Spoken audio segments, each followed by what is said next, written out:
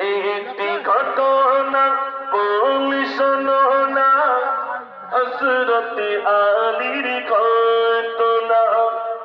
একটি ছেলে কাঁদছে বসে, মদিনাবাসী তার চেনে না।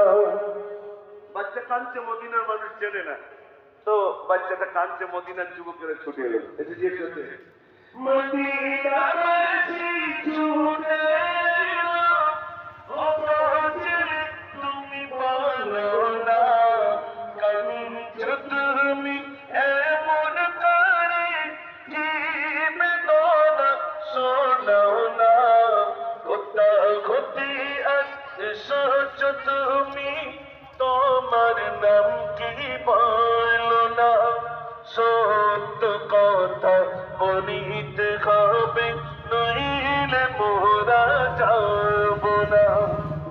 আই বাচ্চা কাঁদছো কেন, কি হয়েছে? বাচ্চা কাঁদছো কেন, কি হয়েছে? ছেলে বলছে, আমার কান্নার কারণ আমার মা আমাকে ফেলে চলে। ওই তোমার মা? বলছে, ওই আমার মা চলে। মদিনার যুবকেরা মহিলার কাছে গেল। মহিলা কি করে, যা মহিলা, তোমার ছেলে কাছে তুমি কোথায় যাও? মহিলা তোমার বলছে, মহিলা বলে মদিনাবাসী, ছেলে বলতে কিছু না, বিয়ে আছি আমরা,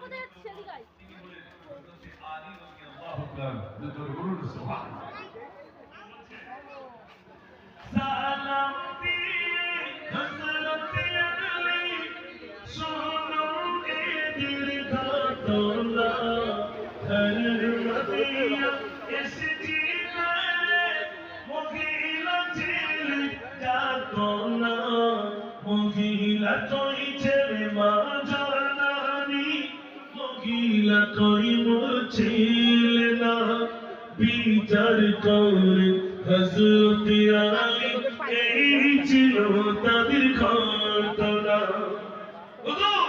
এই ছেলেটাকে নিয়ে এসেছিল, ছেলেটা ওকে বলছে মা, আর মহিলা বলছে ছেলে আমার না, হুজুর আমরা কেউ বিচার করতে পারছি না, হুজুর আপনি একটু বিচারটা করুন।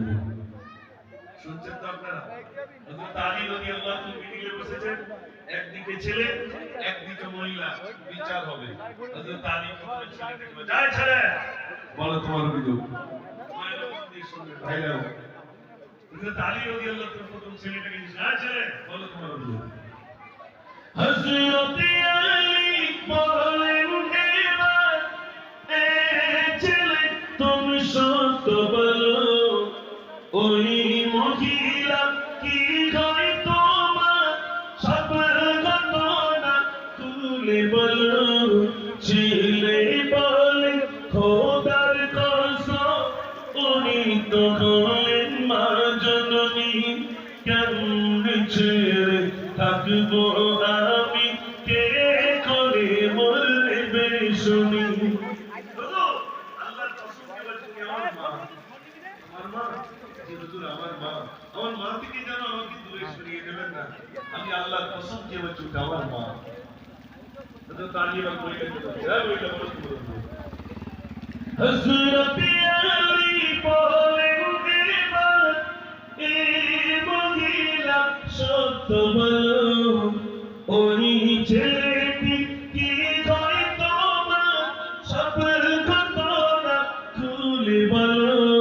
মহিলা বলে, খোদার কসম ও ছেলে তো